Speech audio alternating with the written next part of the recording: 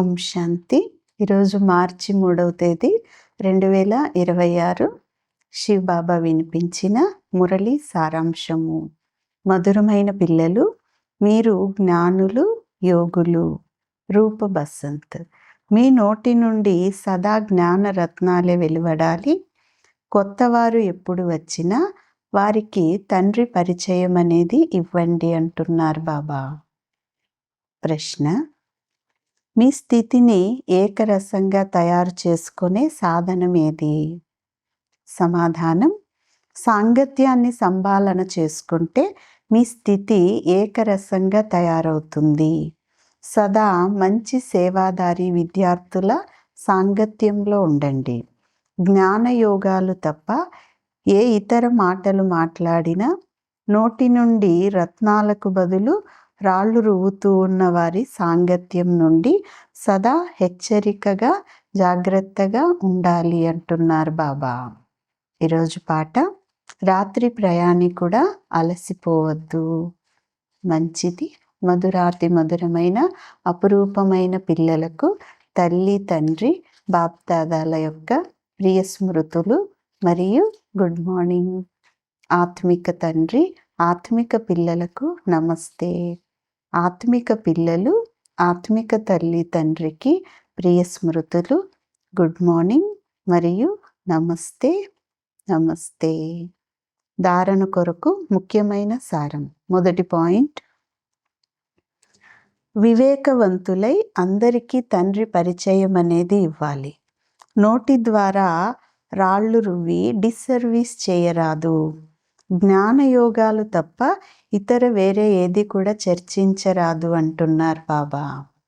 రెండవ పాయింట్: ఎవరైతే రూప బసంతులుగా అంటే జ్ఞానయోగులుగా ఉంటారో, సేవాదారులుగా ఉంటారో వారి స్నేహం మాత్రమే చేయాలి.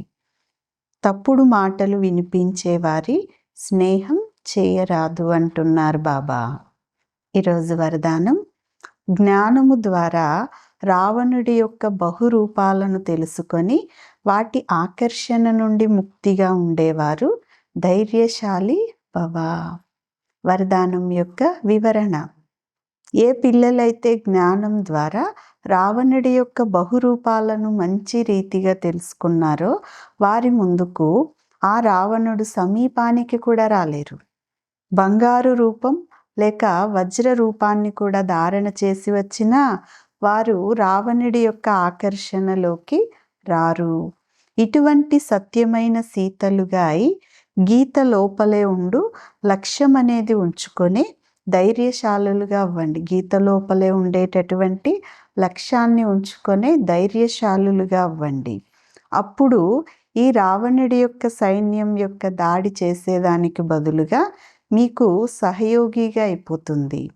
ప్రకృతి యొక్క 5 తత్వాలు మరియు 5 వికారాలు ట్రాన్స్ఫర్ అయ్యి మీకు సేవ చేసేందుకు వస్తాయి అంటున్నారు బాబా.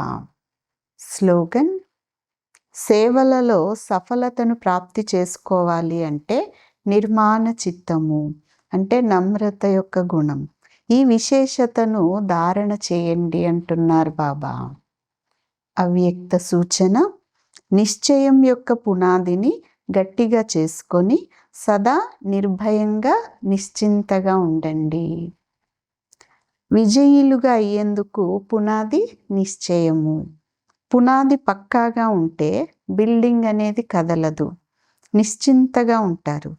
ఒకవేళ పునాది కచ్చాగా ఉంటే ఏ కొంచెం తుఫాను వచ్చినా, భూమి కొద్దిగా కంపించినా ఈ బిల్డింగు పడిపోతుందేమో, క్రాక్ వచ్చేస్తుందేమో అని భయం ఉంటుంది. కానీ నిశ్చయం యొక్క పునాది పక్కాగా ఉంటే నిర్భయంగా నిశ్చింతగా ఉంటారు అంటున్నారు బాబా. మంచిది. ఓం శాంతి.